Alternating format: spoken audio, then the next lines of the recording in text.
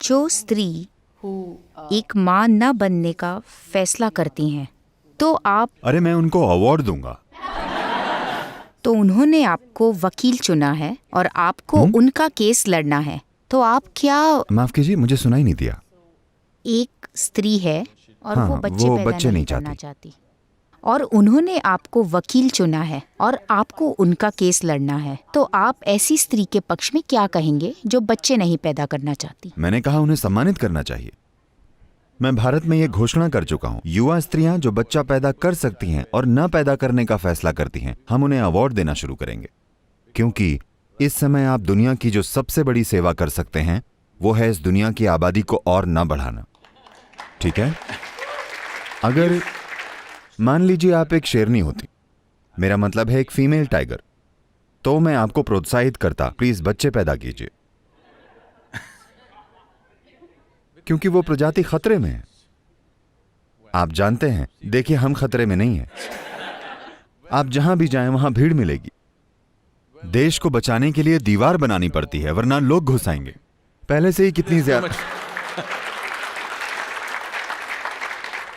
पहले से ही हर जगह बहुत ज्यादा आबादी है ना? तो ये ऐसी चीज है जिसे बहुत बुनियादी तरीके से देखा जाना चाहिए। ये इसलिए हो रहा है क्योंकि ये जरूरत अंदर मौजूद है। बच्चे पैदा करना हमारी एक स्वाभाविक जरूरत है। जो भी तर्क कोई दे, एक समय पर शरीर आदेश देता है। शुक्र है इसमें बहुत दर्द वगैरह शामिल है, वरना पता नहीं क्या होता। तो इस जरूरत से परे अगर किसी को जाना है तो इसे जबरदस्ती अनदेखा करने के बजाय, अगर आपकी पहचान स्वाभाविक रूप से आपके शरीर से परे चले जाए, तो आप देखेंगे कि ये जरूरतें बिल्कुल गायब हो जाएंगी।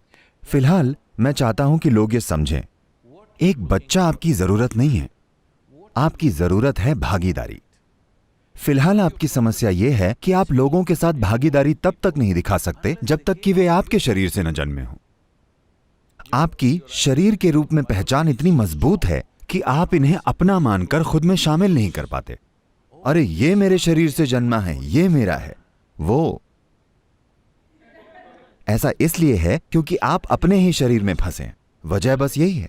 उसे आपके ही शरीर से जन्म क्यों लेना चाहिए? जरूरी नहीं है। इंसानों की क्षमता इससे ज्यादा है। ये पशु प्रकृति है। ये प्रकृति प्रजाति के कायम रखने के लिए बिल्कुल जरूरी है। But now the survival of the race depends on consciously controlling the population a little bit. लेकिन अब प्रजाति का कायम रहना जागरूक होकर आबादी को थोड़ा कंट्रोल करने पर निर्भर है। 20वीं सदी की शुरुआत में 1910 में हमारी आबादी बस 158 करोड़ थी। मान लीजिए 160 करोड़। अब हम 760 करोड़ हैं। वर्ष 2050 तक अनुमान है हम 1030 करोड़ हो जाएंगे। जब हम 1030 करोड़ हो जाएंगे तो मैं यहां नहीं रहना चाहता। हेलो, मैं चाहता हूं कि आप कल्पना कीजिए, दुनिया की आबादी का 50% बढ़ना। आप कल्पना कर सकते हैं कि कितनी समस्याएं आएंगी। हम ये सुनिश्चित कर रहे हैं कि हमारे बच्चे इस धरती पर अच्छे से नहीं जी पाएंगे ज्यादा बच्चे पैदा करके। ये बहुत ज्यादा जरूरी है। हमें समझना चाहिए कि इसकी वजह सिर्फ बेलगाम बच्चे पैदा करना नहीं है। नहीं, ऐसा नहीं है। उसे कंट्रोल किया गया है। यह बस इसलिए है क्योंकि हमारा अनुमानित जीवन काल बढ़ रहा है, जो अद्भुत है। उदाहरण के लिए भारत में जब अंग्रेज भारत छोड़कर गए, हमारा अनुमानित जीवन काल 28 साल था। आप में से कितनों की उम्र 28 से ज्यादा है? आप सभी मर चुके होते। इसका मतलब था, मैं चाहता हूं कि आप समझें, 28 साल, आज ये 70 साल हो गई है।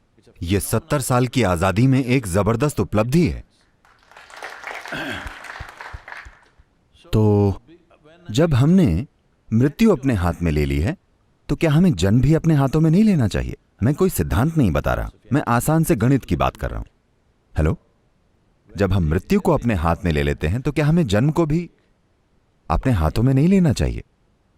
अगर हम ऐसा नहीं करते, अगर हम जागरूक होकर अपनी आबादी को कंट्रोल नहीं करते, तो प्रकृति इसे बहुत ही क्रूर तरीके से करेगी। अगर आप उस दिन का इंतजार करना चाहते हैं तो कर सकते हैं, पर हम इंसान हैं, इसलिए यह अच्छा होगा कि इसे जागरूक होकर करें, है ना?